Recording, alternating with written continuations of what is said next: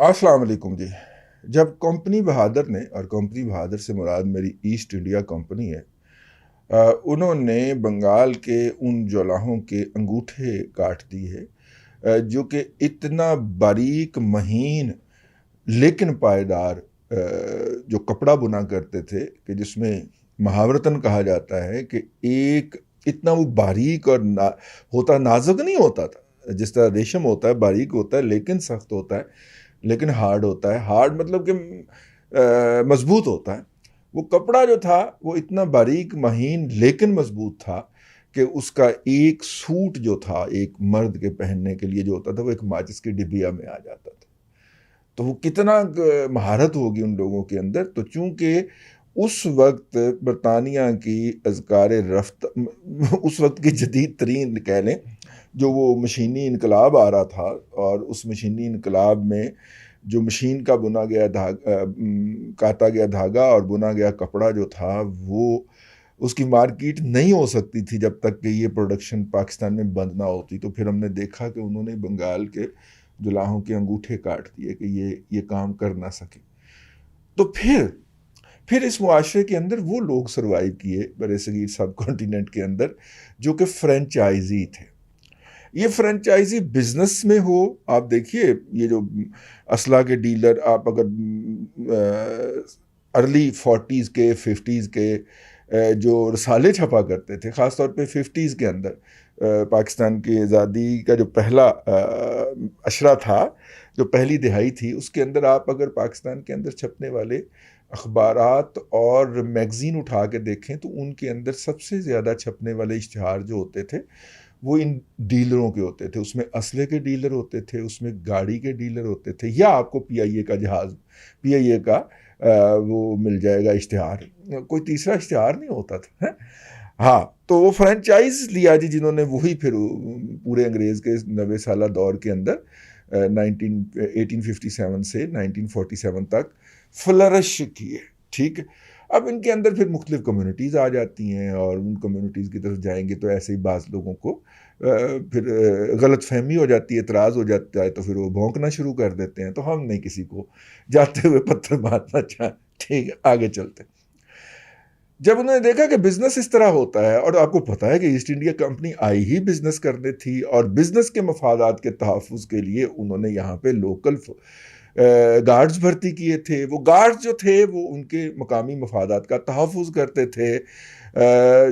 مطلب اگر آپ دیکھیں تو وہ جس طرح انہوں نے رنجیت سنگھ کے وہ بچوں کو آپس میں لڑا کر اور اس کے نتیجے کے اندر اختیارات حاصل کیے ریونیو کلیکشن سے لے کے، اور اس وقت کے ڈی ایچ ایز بنانے تک، بنسپورہ اس وقت ڈی ایچ اے تھا جی، ہاں، اس وقت کے ڈی ایچ اے بنانے تک وہ سارے اختیارات جو ہیں وہ انہوں نے حاصل کیے، اور یوں گلشن کا کاروبار یوں چلا کہ سروائیو وہ کرے گا جو ان کے ساتھ منسلک ہوگا، یا ان کا فرینچائزی ہوگا، ان کا فرینچائز ہولڈر ہوگا۔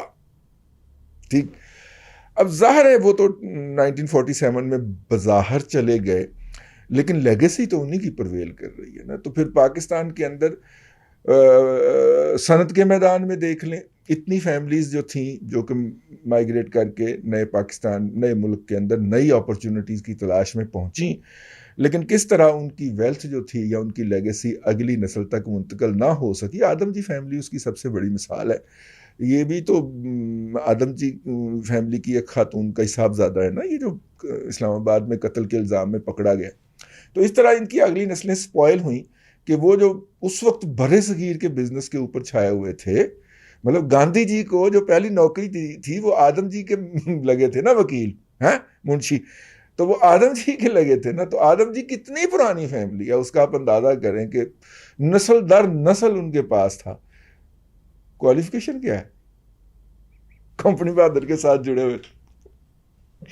ٹھیک ہے، تو کمپنی بہادر کے ساتھ آپ نے بزنس کرنا ہے تو آپ کو جڑنا پڑے گا، اگر فرینچائز لینا پڑے گی، اور ان کی پروڈکٹ لائن ہے اس کے راستے میں نہیں آنا پڑے گا۔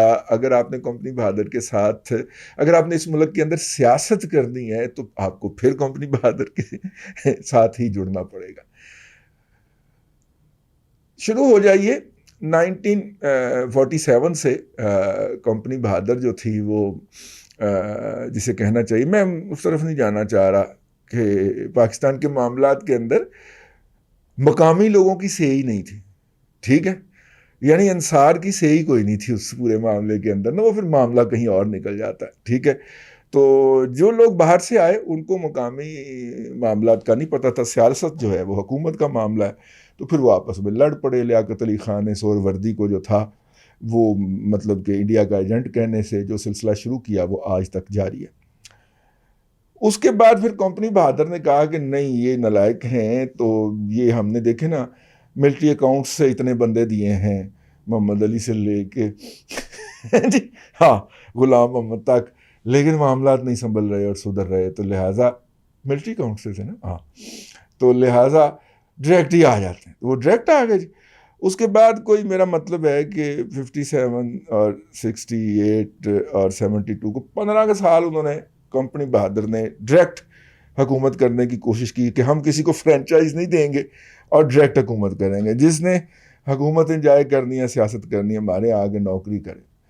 تو کچھ دیر تو ان کو لگی، جو بیچارے پاکستان بنانے کے جرم کے اندر شریک تھے، جرم کیا نا جی انہوں نے، تو اس کے بعد پھر ان کو جلا وطن کر دیا گیا، وہ جلا وطنی میں ہی مر گئے، فوت ہو گئے یا مار دیے گئے۔ بعض جگہوں پہ یہ بھی تحقیقات انویسٹیگیشن ہوئی ہیں کہ انہیں وہاں پہ اوورسیز میں قتل کیا گیا، ٹھیک ہے۔ کچھ لوگوں کو مطلب کہ فرینچائز نہیں دینا جی، ملازمت کریں، تو پھر ذوالفقار علی بھٹو صاحب جو تھے وہ ملازمت پہ بھرتی ہو گئے۔ تو جب وہ ایک سرٹن لیول تک بندہ ملازمت کرتا ہے نا، پھر وہ کہتا ہے میں اپنا کاروبار بھی شروع کر لوں۔ تو پھر جب انہوں نے اپنا کاروبار شروع کیا تو کمپنی بہادر نے سوچا کہ یار کو تھوڑا سا وقفہ لے لیا جائے، ٹھیک ہے، کیونکہ کتیا بڑی ہو گئی تو آپس میں لڑنا شروع ہو گئے، جس طرح آج کل چیف جسٹس صاحبان لڑ رہے ہیں، تو وہ بھی آپس میں لڑنا شروع ہو گئے تھے۔ تو لہٰذا کمپنی بہادر نے وقفہ کیا، بس ہمیں 6-7 سال، تو 6-7 سال کے وقفے کے بعد پھر کمپنی بہادر آ گئی اور کہ نہیں ہم معاملات خود چلائیں گے۔ اب جناب جب وہ کمپنی بہادر آئی اور معاملات اس نے چلانا شروع کیے تو اس کو پھر سپورٹ کی ضرورت تھی، تو نیم فرینچائز کے اکاؤنٹ ہمارا بندہ بیٹھ کے دیکھے گا، باقی سیل ویل کے لیے اور دکان کی صفائی کے لیے آپ اپنے بندے رکھ لیجئے۔ تو نیم فرینچائز جماعت اسلامی کو بھی دیے گئے اس دوران، اور اس کے بعد نیم فرینچائز جو تھے وہ ایک مطلب میرا خیال ہے ضیاء الحق کے دور میں ہی یہ بات شروع ہو گئی تھی کہ یار مطلب کہ معاملات جو ہے نا وہ ڈائریکٹ آگے نہ کیے جائیں، پیچھے رہ کے کیے جائیں، ٹھیک ہے۔ تو پھر نیم فرینچائز جو تھے وہ دیے گئے۔ اب جماعت اسلامی جو تھی وہ ایک لمٹ سے آگے نہیں جا سکتی تھی، تو لہٰذا بہت جلدی اس سے فرینچائز واپس لے کے کراچی میں ایم کیو ایم تشکیل دی گئی ہے، ایم کیو ایم کو فرینچائز دے دیا گیا، اور پنجاب کے اندر جو تھا وہ دیا گیا ان کو پاکستان مسلم لیگ کے نام سے ایک پارٹی بنائی گئی، اور خیال یہ کیا گیا کہ سندھ کے انٹیریئر سے ہم جب ایک بندہ لا کے اس کے اوپر مسلط کریں گے تو وہی صورتحال ہوگی کمپنی بہادر کی نا، کہ مسلم میجورٹی جو ہے وہ مشرقی پاکستان میں اور مغربی پاکستان میں ہے، اور جو ان کے اوپر قیادت مسلط کی گئی ان کا ان دونوں علاقوں سے کوئی تعلق نہیں۔ میں بڑی معذرت چاہتا ہوں، ذرا حقائق کو دیکھیے گا، قیادت جو ان کے اوپر پہلے صف کی جتنی بھی مسلط تھی ان دونوں کا ان دونوں سرزمینوں سے تعلق ہی نہیں تھا۔ جب ان کا تعلق نہیں تھا تو ان کو گراؤنڈ ریئلٹیز کا نہیں پتا تھا۔ ہم آج تک اسی کے وکٹم چلے آ رہے ہیں، یہ میرا نقطہ نظر ہے تاریخ کے طالب علم کے طور پہ، آپ بڑی ڈیسنسی کے ساتھ اس سے ڈس ایگری کر سکتے ہیں نیچے آ کے۔ تو خیر وہ جناب پھر دونوں فرینچائز جو تھے، متحدہ جو تھی وہ کراچی میں، اور پی ایم ایل این جو تھی پاکستان مسلم لیگ جو تھی وہ لاہور پنجاب کے اندر فلرش ہونا شروع ہوئی۔ بہت جلدی جو تھا وہ ان نیچرل تھا نا جی، جنیجو صاحب کے لیے اندرون سندھ کسی پارٹی کا کوئی جی ڈی اے ٹائپ کا پارٹی کا اہتمام کر دیا جاتا تو کام چل جاتا۔ جنیجو صاحب 3 سال نہیں رہنے دیا، اگلوں نے اٹھا کے وہ مارا، کام تو سارے کمپنی بہادر کے ایسے ہی ہوتے۔ تو اس کے بعد نواز شریف صاحب امرج کر گئے۔ نواز شریف صاحب جو تھے جیسے ہی انہیں پاور ملی انہوں نے پہلی بغاوت کر دی، ڈکٹیشن نہیں لوں گا، ٹھیک ہے۔ اکثریت کا نمائندہ ہے نا، کمپنی کو اسی کا خطرہ تھا، کمپنی کو اسی سے ہی کا دھڑکا لگا ہوا تھا، وہ ہو گیا 92 کے اندر، ٹھیک ہے۔ اس نے انڈیپینڈنٹلی کرنے کی کوشش کی، ایکسرسائز پاور کلیش ہو گیا، ٹھیک ہے۔ وہ جو تھا وہ غلام اسحاق خان ایک اور اینٹی سے تعلق رکھتا تھا. اسٹیبلشمنٹ نے پیچھے رہ کے دونوں کو لڑایا اور دونوں لڑتے لڑتے ہو گئی گم, ایک کی چونچ اور ایک کی دم, دونوں کو گھر بھیج دیا. اس کے بعد پھر جناب بینظیر بھٹو صاحبہ آئیں, وہ بھی بھٹو صاحب کا فرنچائز جو تھا وہ ریوائیو ہو چکا ہوا تھا 88 کے اندر, ضیاء اللہ کے دیہانت کے فوراً بعد. مطلب بعض لوگ کہتے ہیں ان کو شہید کہتے ہیں, تو میں مطلب کہ چلیں آپ کے دل رکھنے کے لیے ہم بھی کہہ دیتے ہیں جناب. تو ضیاء الحق شہید صاحب کا جو تھا وہ ان کی رخصتی کے بعد پھر وہ پیپلز پارٹی والا فرنچائز جو کہ بھٹو صاحب نے تقریباً چھینا تھا, اس کا ریوائیول ہو گیا. اس کو پھر نواز شریف کو دوبارہ لے کے آیا گیا. ان کا مسئلہ وہی تھا جو آج کل مسئلہ ہے جناب عمران خان کا, ڈیلیورنس ہی کوئی نہیں تھی. اور کمپنی بہادر کو ریونیو چاہیے تھا یار بھیجنے کے لیے وہاں پہ. آپ دیکھیں نا کمپنی بہادر کا کام کیا تھا, اگر آپ وہ اورنگزیب کے دور سے دیکھیں, یہاں سے زیادہ پیسے اکٹھے کر کے واپس برطانیہ بھیجنا. یہ سارا برطانیہ جو تعمیر ہوا ہے یہ آپ کے اور میرے پیسے سے ہوا ہے, تو ہمارے باو اجداد کے پیسوں سے ہوا ہے, ان کا خون نچوڑ کے تعمیر کیا گیا ہے. تو یہ جو ہے وہاں پہ جناب ریونیو جو تھا وہ اکٹھا نہیں ہوتا تھا, لہٰذا پھر دوبارہ اس کو لایا گیا. نواز شریف صاحب کو سوچا گیا تھوڑا سا راستہ دیتے ہیں, یہ خود ہی آ جائے گا. وہ تھوڑا سا راستہ وہ اکثریت کا نمائندہ بن گیا تھا, تو وہ تھوڑا سا راستہ دیتے تھے, وہ جناب 2/3 میجورٹی لے کے آیا تھا.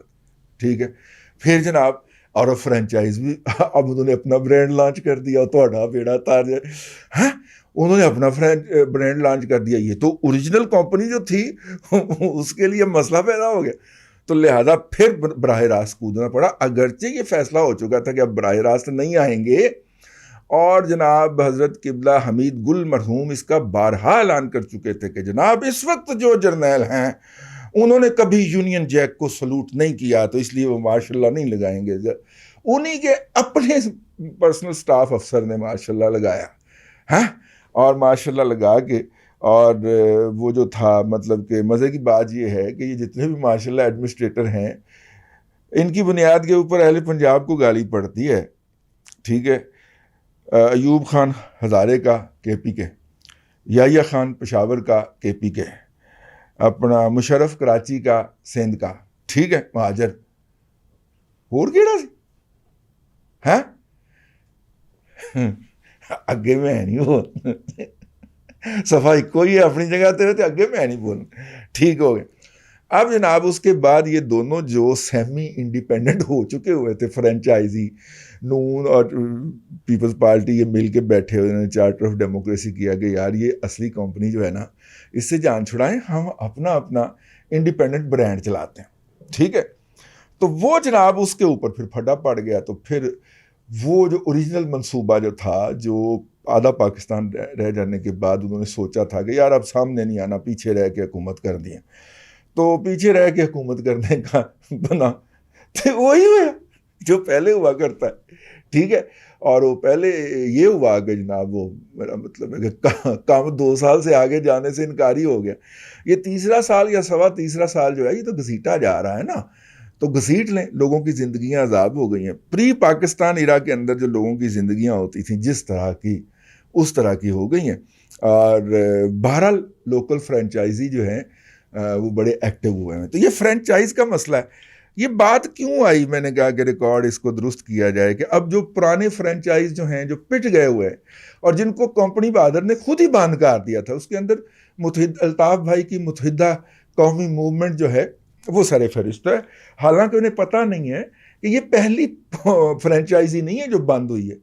ایوب خان صاحب کا دور پڑھ لیجئے, انہوں نے 3-4 فرنچائزی بند کیے تھے. ٹھیک ہے, تو یہ پہلی فرنچائز نہیں ہے جو بند ہوئی ہے, اور اس کو دوبارہ بحال کرنے کی کوشش کی جا رہی ہے شرطیہ نئے پرنٹوں کے ساتھ. یہ پرانی گھسی پٹی فلم جو ہے وہ جاری ہونے لگی ہے.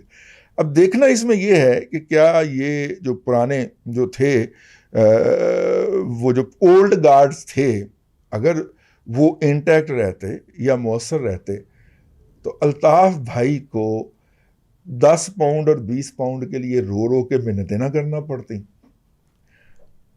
اور مطلب یہ آخری تقریر تو ان کی یہ آئی تھی نا کہ لاہور کے کوئی پیر صاحب ہیں، انہوں نے فلانے بریگیڈیئر سے بات کی ہے کہ ہماری صلح ہو جانے گی اور ہمیں معافی مل جائے گی، میں معافی مانگنے کو تیار ہوں. انہوں نے پھر معافی کی ویڈیو بھی جاری کر دی تھی. اس کے بعد کوئی ویڈیو نہیں آئی، تو اس کا مطلب معافی قبول ہو گئی نا. تو وہ بحال اسی معافی کے بعد ہونے لگی ہے نا سر. تو میرا مطلب ہے کہ جس نسل کی میں نے ایک ٹویٹ کیا تھا، جس نسل کی گالیاں دی، اس گالیوں کا میں نے جب کانٹینٹ انالیسس کیا تو پتہ چلا کہ وہ 5ویں پشت کی دوغلی ابلاغی جنگ والے ہی یہ گالیاں بک رہے ہیں. تو پہلا تجربہ اس ملک کو چلانے کا جو 2018 سے 2021 کے درمیان چلایا گیا ہے، یہ تجربہ اسٹیبلشمنٹ نے ضیاء الحق کے دور میں MQM لانچ کے شروع کیا تھا. ٹارگٹ کلنگ کیسے کرنی ہے، اغوا کیسے کرنے ہیں، مخالفین کے منہ بند کیسے کرنے ہیں، انہیں ملک چھوڑنے پہ کیسے مجبور کرنا ہے، ان کی کردار کشی کیسے کرنی ہے، بکواس کیسے کرنی ہے، بھونکنا کیسے ہے. ٹھیک ہے، یہ انہوں نے کیا تھا. اور میڈیا کو کیسے کنٹرول کرنا. ٹھیک ہے، یہ تجربہ MQM کی شکل میں شروع کیا گیا تھا. اور اس وقت جو مائنڈ سیٹ مسلط ہے اس کا خیال ہے کہ یہ تجربہ بہت کامیاب تھا، لہٰذا مشرف صاحب نے اس کو ریوائیو کیا تھا. اور MQM کی مرتی جان کے اندر انہوں نے باڈی کے اندر انہوں نے اسٹیرائڈ لگائے تھے، جس سے MQM کھڑی ہو گئی. میں نے پچھلے دن اسٹیرائڈ لگے نے تو مجھے پتا ہے کہ اس کے لگنے کے بعد کیا اثر کیا بندے کو ہوتا ہے. خام خواہ غصہ آ جاتا ہے. تو MQM کے دوست جو ہیں ان کو بھی غصہ آ جاتا ہے، تو وہ پھر گالیاں بکتے ہیں. تو ہمیں آسانی رہتی ہے ان کو بلاک کرنے میں. ٹھیک ہے، اب وہ گالیوں کا انالیسس جب کرتے ہیں، کنٹینٹ انالیسس، تو گالیاں وہی ہیں جو 5ویں پشت کی دوغلی ابلاغی جنگ والے. تو ان گالیوں پہ ذرا غور کرنا شروع کیا تو یہ پوری تاریخ کے اوراق ذہن میں کھلتے گئے. آپ بھی ذرا سوچئے اس کے اوپر، یہ جو شرطیہ نئے پرنٹوں کے ساتھ یہ گھسی پٹی فلم کراچی میں چلانے کی کوشش ہو رہی ہے، اور وہ تو پورے ملک میں فلاپ ہو گئی ہے، تو کراچی میں دوبارہ کیسے چلے گی؟ تو کراچی میں یہ لانچ کی گئی جو پائلٹ پروجیکٹ تھا، اس کو پورے پاکستان میں امپلیمنٹ کیا گیا اور یہاں پہ بھی یہ فلاپ ہو گیا. بس جی اتنا ہی. اللہ آپ کو آسانیاں عطا کرے اور آسانیاں خلق خدا میں تقسیم کرنے کی توفیق عطا کرے.